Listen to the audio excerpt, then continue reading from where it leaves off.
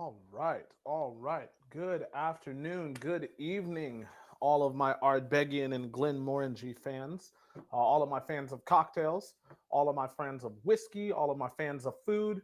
Welcome back to another episode of WTF, also known as Whiskey Through Food. I'm your host, your heavily peated preacher, the one and only Cameron George, aka Ardbeg Cam. Today, we're going to be absolutely featuring and making a wonderful cocktail, one of my absolute favorites that I've thrown together in a little while.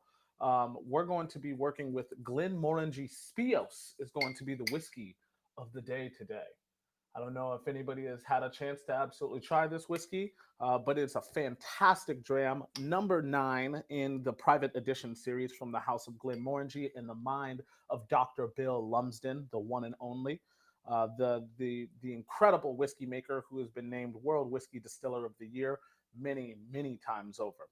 So let's go ahead and make sure that we've got some people on here before we start doing some food pairing and making ourselves a little bit of a cocktail. All right, we'll catch up on the comments here as well. There we go. All right. So one of my absolute favorite cocktails that I've made in a little while. We're going to be pairing the Glenmorangie Spios to a little bit of Martini and Rossi dry vermouth, as well as a Marionberry syrup with a little bit of firewater bitters from Scrappy's. This is a fantastic and very delicious bitters that I love using in a lot of my cocktails. Let me tell you why I decided to make this cocktail specifically, and then we'll talk a little bit about the whiskey itself, and then we'll do some food pairing, and then we'll actually get into the cocktail itself. Actually, let me scratch that. I'm going to go ahead and pour myself a little bit of this whiskey because it is Friday after all, and it's 5 o'clock over there on the East Coast. For us out here on the West Coast, it's a little after 2 o'clock in the afternoon.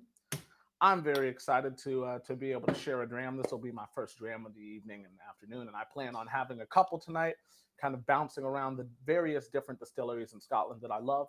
But I'm going to start off with Glenmorangie, and then I'll probably move into some Ardbeg. And you better believe I'm going to finish with some Ardbeg. I might even finish with just the classic Ardbeg 10-year. Who knows? We'll see what happens. Right. So Glenmorangie Spios, directly out of the mind of Dr. Bill Lumsden. There is no greater expert in terms of what oak will impart and what the flavors that oak will impart onto new made spirit than Dr. Bill Lumsden. For 10 years, plus 10 years, way actually many more years than just 10 years. But for the last 10 years, Dr. Bill Lumsden has championed and created a series of whiskeys that he calls the Private Edition series. So the Private Edition series contained many of our favorite whiskeys, from Spios to Alta to Finalta, all of these different whiskeys that essentially accent around the exact same point, which is that the world of whiskey is unexplored, and that you need to be creative to continue to innovate in whiskey. Dr. Bill is somebody who has an incredibly low boredom threshold. The man never ceases. He never stops. He's very rarely, at ease or at rest. He's always tinkering with something, always playing with something. And in the world of whiskey, that something is more often than not flavor. He's trying to find new ways to innovate and be able to draw out, dynamic flavor profiles. With Glenmorangie Spios, this whiskey has a heart that is finished in rye casks. So these rye casks are going to impart an incredible spice, black pepper, lemon peel to this delicious whiskey. Glenmorangie, located up in the Highlands, outside of a little town called Tain, is one of the most northeasterly distilleries in Scotland. Glenmorangie is typified by their water source. The water source at Glenmoe is what you call the Tarlogie Springs. It's a very mineral-rich water source. What that means is that during fermentation, Glenmorangie goes crazy with an aspect called esterification, if you want to sound super smart in front of your friends and whiskey drinking colleagues, right? So that esterification is the development and fermentation of a lot of these ethereal white flower, green apple, jasmine, very light kind of floral aspects, right? So Glenmorangie is very typified by calling and leaning on these aspects in terms of its whiskey. Now, when you start to talk about, the finishing of Glenmorangie Spios, you take something that is very ethereal and kind of ephemeral in its effect, lots of white flower, green tea, jasmine, orange peel, things like that. And you're going to finish it in these rye whiskey casks, which are going to impart that beautiful kind of spice to it. So now you've got this spirit that's faced with a duality between, very light and kind of floral, but then also almost a little dry and a little peppery and spicy. I've been talking for a little while, so I'm going to go ahead and say slanjava, and I'm going to dive into a nice little glass here. All right. Oh, looks like we've got a comment. Let me go ahead and turn the computer so we can see the comments here. Oh, my man Charlie Prince from Drammers, absolutely fantastic. Yeah, it's one of the most delicious whiskeys that I've actually had the privilege of tasting directly out of the bottle. I've consumed a lot of this just straight, kind of knocked it back. I'm a huge fan of anything that Dr. Bill Lumsden starts to create. The whiskey creation team with Glenmorangie and Ardbeg is truly first rate, some of the best and finest palates in the world. So I'm a huge fan of any innovations that they put out into the whiskey space. Speaking of innovations, make sure that you've secured a delicious bottle of Glenmorangie Cake, a Tale of Cake, which is an absolutely fantastic whiskey that is actually inspired by pineapple upside down cake that Dr. Bill had a couple of years ago. Right. So let's move now into a little bit of food pairing before we start talking about the cocktail that we've got this evening. Gosh, this is such a great whiskey. Even while I'm talking to you, all of this kind of grippy rye and like black peppers just really kind of braces the palate and starting to make me salivate as well. Some of the moisture is being wicked out of the front 2/3 of my papilla, my taste buds. Again, I'm a huge fan of not only the way that things smell or the way that things taste, but also how they feel when you drink them as well. This whiskey absolutely is very, very, indicative, or very much so encapsulates the finishing that it took on in rye casks. All right. Mm-mm-mm. Delicious, delicious. So today, for our food pairing, I got a little crazy with it. Not that crazy, but I had some fun with it. So what we're going to have, let's see if we can get a nice little lens flare there. There we are.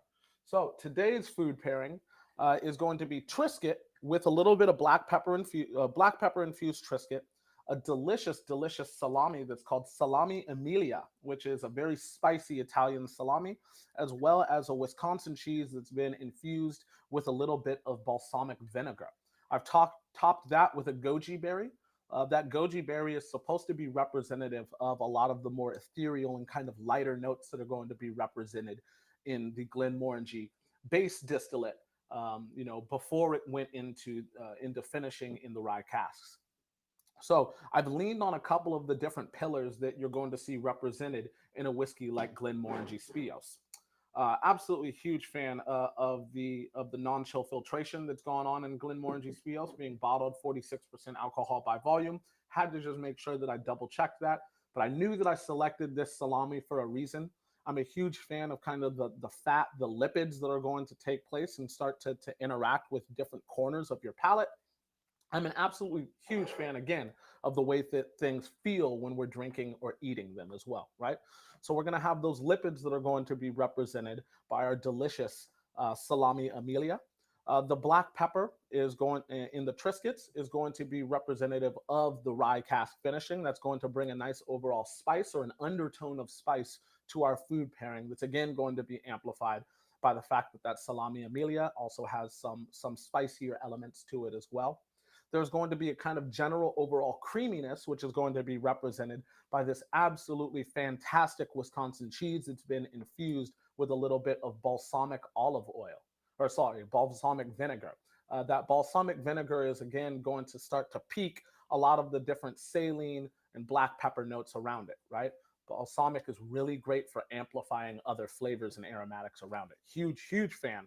So I'm going to pour myself just a little bit more whiskey because I'm already almost done with this Glenmorangie Speos. In fact, knock this one back. Mm-mm-mm. There we go. That's absolutely fantastic. Let's pour a little bit more whiskey into our glass here. There we are.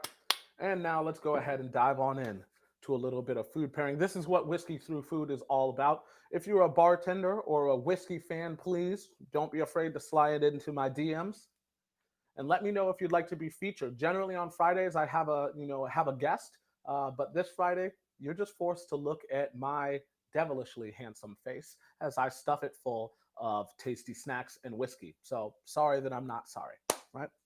All right, let's dive on into it.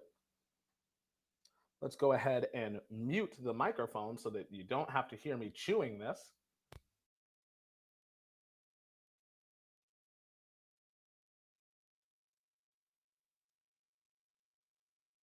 Mm, mm, mm.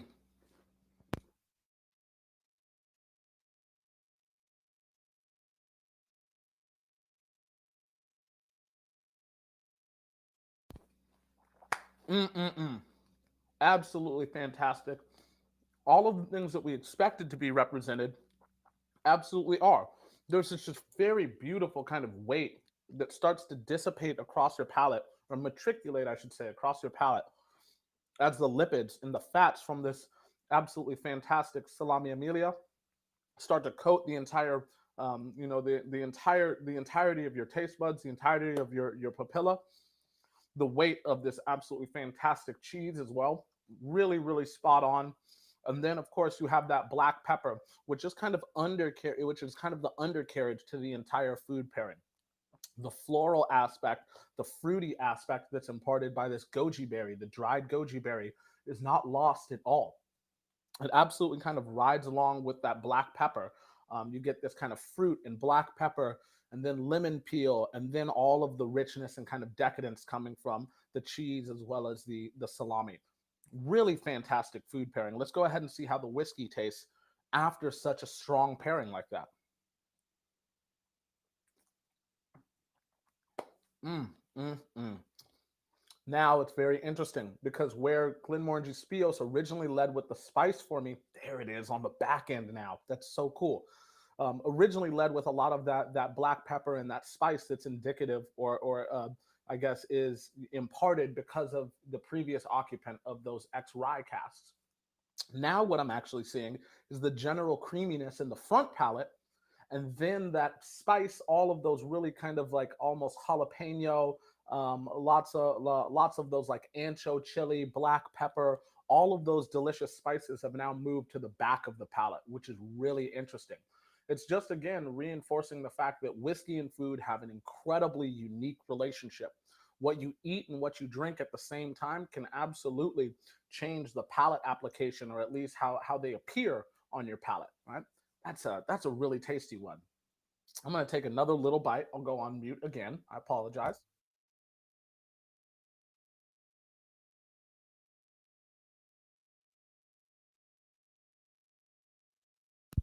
Mm-mm-mm. Delicious. Let's take another sip of whiskey. Oh, oh my God. Now, now there's this chocolate aspect, this cacao, this dry baker's chocolate that's kind of crept in right behind the general creaminess of the front palate. So now for me, if I'm, kind of working my way down a, down a pathway that is the flavors of Glenmorangie Spios after this tasting, now it's that general creaminess, almost kind of like almost kind of like a softened buttermilk or something that's kind of rounded off some of the front of this whiskey. Then you're going to have this dry baker's chocolate. It's going to take a step forward with the ancho and black pepper and jalapeno spices, and then that citrus really kind of electrifies everything on the back end. Just a really fantastic food pairing. That's great. Now it's time for a delicious cocktail. I'm super excited to be able to make this cocktail for you, and I'm actually going to make an on-the-fly edit because of how delicious that food pairing was. I'm now also going to add a little bit of chocolate bitters into the mix with our cocktail. So I think it's cocktail o'clock. Let's do this. All right. We're going to be using a mixing glass. This is going to be a stirred cocktail today. Now what I'm going to be doing is I'm going to go ahead and add my delicious Glenmorangie Spios first. There we are. we're going to use 2 full ounces of this absolutely fantastic whiskey. It's not too often that I get to see or make cocktails with Speos, but I'm hoping to prove that they do absolutely work. I'm going to come behind that with about, let's call it 1 ounce of Martini Rossi extra dry vermouth. What that's going to help do is kind of boister and elevate some of the rancio, kind of like almost barnyardy aspects that you're going to see of any distillate that is actually made up of malted barley. This is where our edit is going to come into play here. I'm now also going to use a little bit of chocolate bitters in addition to the Firewater bitters by Scrappy, Seattle favorite. Shout out Miles, shout out the team at Scrappy's Bitters. We'll just use 1 strong dash of chocolate bitters. We really just kind of want that again to ride in similarly to how it did in our paired dish here, where it just kind of was part of the undercarriage, not necessarily the flash up front, but where it's kind of incorporated as a mellow aspect of the cocktail. We are going to give 2 strong dashes of Firewater bitters, because again, I really want to elevate some of this spice that's going to be represented by the cask that previously held rye whiskey, American rye whiskeys. Now, to represent that fruity aspect that kind of crept in because of the goji berries, I'm now going to use 1 Cocktail Kingdom bar spoon measurement of a little bit of an absolute delicious Marionberry syrup there. That Marionberry syrup will give us a nice little bit of sweetness to kind of juxtapose against that dry baker's chocolate, as well as that nice, delicious, delicious spice that we're going to see because of the Firewater bitters. It'll also hopefully start to elevate some of the more lipid and kind of fattier aspects of a whiskey like Glenmorangie Speos, which is non-chill filtered at 46% alcohol by volume.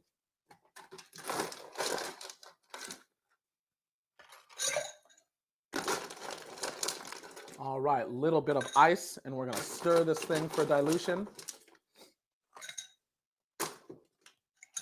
Here we go. Round and round and round.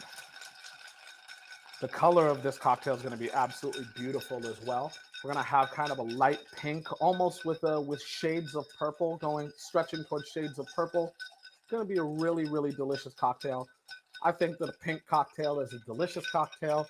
Cocktails shouldn't have sexes that we address by color. If you're a man, get out there and drink you some pink cocktails. Don't be shy about it. Cocktails do not have sexes. And neither do whiskeys, for that matter of fact. We should stop referring to whiskeys as sexy or, kind of gender-specific tasting notes like that. It's outdated. It's antiquated. Get out of here. There's a new wave of whiskey drinkers. We don't play that. All right. Now that we've got an absolutely fantastic cocktail, let's go ahead and smell this. That smells delicious. I'm actually going to taste it, make sure we don't need to make any edits here on the fly. Whew, that is delicious. We've got another winner. Whiskey Through Food has put out some hits so far, so I hope you've seen all these episodes. If you haven't, please go on to our YouTube at Ardbeg Cam on YouTube. Smash that subscribe button and go ahead and watch some of the previous episodes, because these cocktails have been absolutely fuego, fire. We're going to strain this cocktail into a beautiful glass here as my dog voices her appreciation and approval of the cocktail. Yes, Kira, I know it's delicious. I know. And next for our garnish, I could have gone with something like, like an orange peel or a little bit of lemon peel, maybe elevated. Hi, Kira. Hi there. You homie, what's up? You want some more salami? I know, me too. So that's actually what I'm going to do, is I'm actually going to garnish my cocktail with a little bit of salami. Here we go. That's salami Emilia, which is going to impart just a little bit of spice on the aromatic nose. What a delicious looking cocktail. You can eat and drink your cocktails. This should be fun. As always, cheers. Let's see how we did here.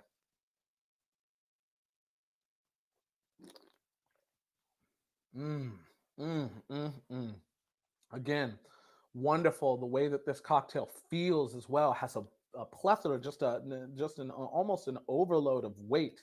There's absolutely the representation of an absolutely fantastic extra dry vermouth. You've got all of the lipids coming from our speos, which has been finished in rye cast. So there's a beautiful spice on the back end of this cocktail that is tethered to barrel spices and not necessarily the heat that's going to be imparted by our absolutely fantastic Scrappy's Firewater bitters.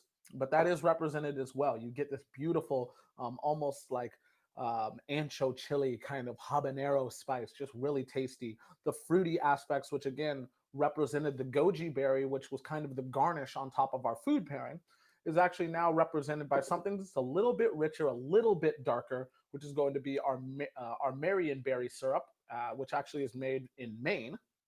Maine, Marionberry syrup from Maine. There we go, nailed it. Words are hard. Um, and then again, it's all tied beautifully together by that mid palate, almost dry baker's chocolate, which starts to kind of tickle the very middle of your papilla. Just a really fantastic cocktail, very well constructed, well put together drink, if I do say so myself. I might be pretty good at this whiskey through food thing. Who knows, right? Well, if you haven't, thought about joining us here at Whiskey Through Food, if you're a bartender and you love whiskey, you love fun, you love food pairing, I think that we've got something, we've got a conversation to be had. So please don't be afraid to jump into my DMs on Instagram at Ardbeg Cam, on Facebook at Cameron George or Ardbeg Cam, and also on YouTube at Ardbeg Cam as well. As always, Whiskey Through Food comes at you hot and fresh on Mondays and Fridays, 5 p.m. Eastern Standard Time. Who knows? Sometimes I may be running a little bit late. Takes long sip like today. But all jokes aside, I look forward to seeing you guys on Monday. Until next time, cheers, slanjava, and have a fantastic weekend.